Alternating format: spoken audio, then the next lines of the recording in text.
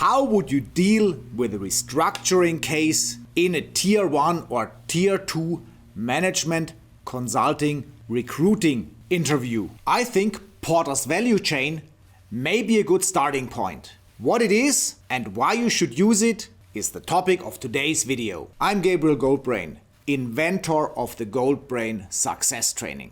This training will bring you to the next level. It will enable you to succeed in Tier 1 and Tier 2 management consulting recruiting interviews.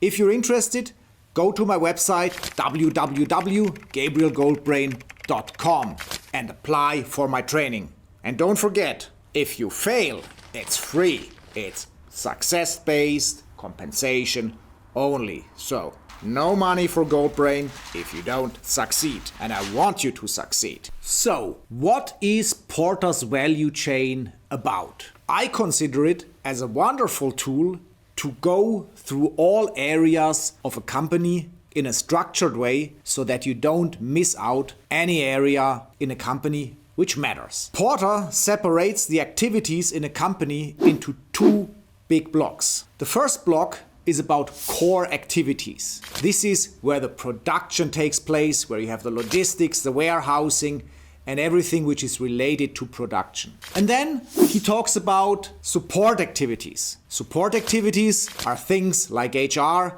where you support the production process, but which are not crucial for the business, which are not at the core of the business. The framework is tailored to production-oriented companies. It's less suitable for IT companies or asset-light companies.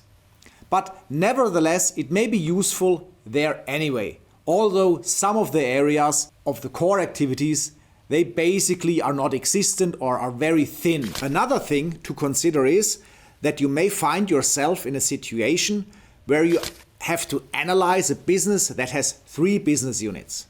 If you have something like this in a case interview, never apply the framework to the whole business, but go business unit by business unit, at least for the core activities. Maybe there are some joint functions which you analyze by using the support functions part of the Porter model, but never analyze the whole business and all business units in one pass. So be careful about it, because the interviewer might then think you're not structured, you're unstructured. Let's first discuss the core activities. The first core activity is centered around direct purchasing or operational purchasing, inbound logistics, and storage. So when you're asked to do a restructuring case, ask yourself, could in this area be a problem for the specific business?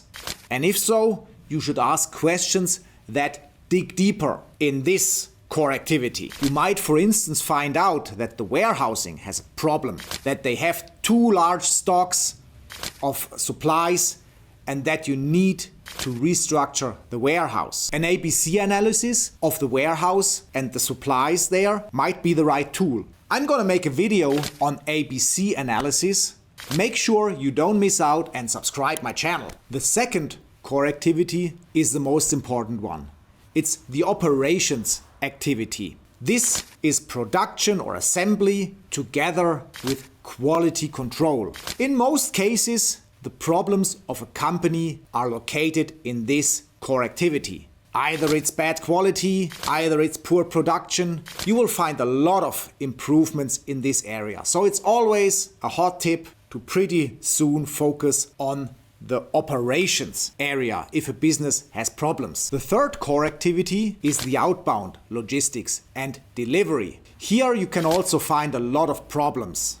Things you see happening here is that articles or products are lost or damaged at an incredibly high rate, or that shipments go out in the wrong order, that important customers are not served with priority, and so on. So there are a lot of problems to talk about in the outbound logistics core activity. You may have an inefficient sales team, or if you're talking about a merger case, you may need to reorganize the sales organization and the marketing organization. So this also is a broad field of activities of management consultants. So you may expect the one or other business case related to sales and marketing organization topics. The fifth core activity are services. In some industries, services are a very important contributor to the overall profit of the company. A good example is the escalator industry. Maintaining and repairing escalators can be a very rewarding and profitable activity for a company.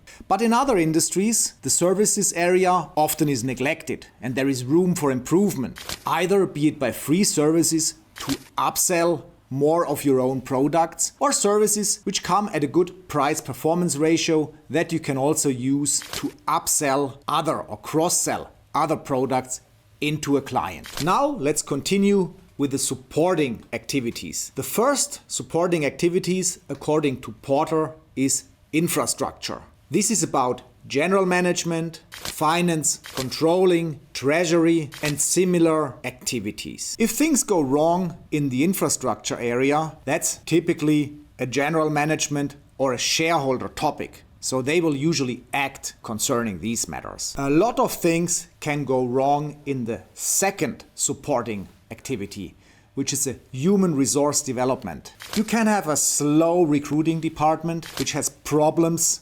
quickly hiring candidates. You can have problems with the age pyramid, that the HR department does not proactively manage it. And you can have several other problems that the HR department is not up to speed and does not support the business or the business's needs very well. They may not be able to find suitable candidates quickly enough for certain growing business areas, and they may struggle transferring employees or outplacing employees of business segments which are underperforming. The third support activity is technology. This includes R&D, process improvement, and IT. There also a lot can go wrong. For instance, you may have an IT department which is not providing adequate software and tools. They may have a wrong priority on IT security versus usability.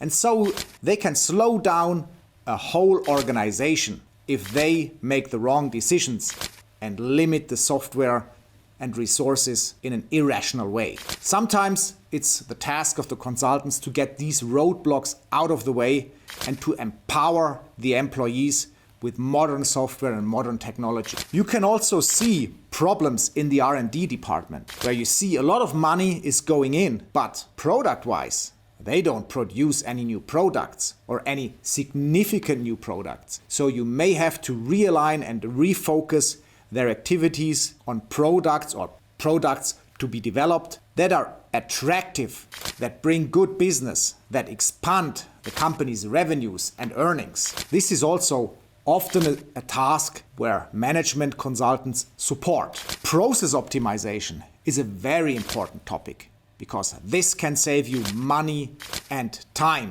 and also improve the quality or the perceived quality by your customers.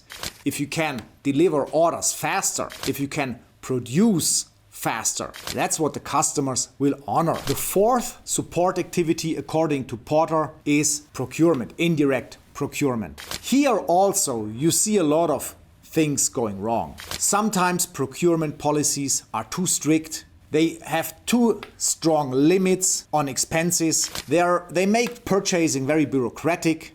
Sometimes they are too lax so that employees spend too much or spend things too easily, that they don't go for competing offers. And therefore, there always is a lot of consulting demand in the purchasing of indirect materials. You may get cases where you have to do ABC analysis, cut through big loads of data, and identify where you have problematic things in the purchasing, where you can generate savings most easily, where it's not worth to discuss products which you purchase, which is not worth discussing or worth limiting. And these are the things you may have to deal with either during your interview process and more likely in your career as a management consultant. As I mentioned before, Porter's value chain is a nice tool to go through a whole company in a systematic way. it can also be a handy tool of doing a merger. So you basically go through all the areas and then you identify the synergies by category. And so you have a structured way to browse through the company and identify synergies in a systematic way. It could happen to you that in a recruiting interview you have to calculate synergies. So remember Porter's value chain to go through the company and systematically check where you can find synergies between the two companies you're provided with. You will get some data. Sometimes you may need to ask. Sometimes you must develop hypotheses where you think the biggest synergies lie for the companies. And then use Porter's value chain and then do a deep dive in the areas where you think the most synergies can be created. From time to time, you may need to adapt Porter's value chain to the company you're analyzing. For instance, if you're talking about IT companies, let's say like Microsoft, for sure there are two core activities missing, which is the inbound and the outbound logistics. But you can discuss most of the other areas because that is also what this company has. So always tailor Porter's value chain to the company you're analyzing. Try to figure out as quickly as possible in which areas is the company thin, where is not a lot of resources required, and then go for the areas where you think a lot of resources or a lot of problems could arise. I summarized Porter's value chain for you on a slide. You will find it on my website www.gabrielgoldbrain.com. And don't forget to like and share my video. You must see my video on the SCR method so that you never again sell yourself under value. And also watch my video on Porter's 5 forces, which I did last week. Thanks for liking my video and for subscribing my channel.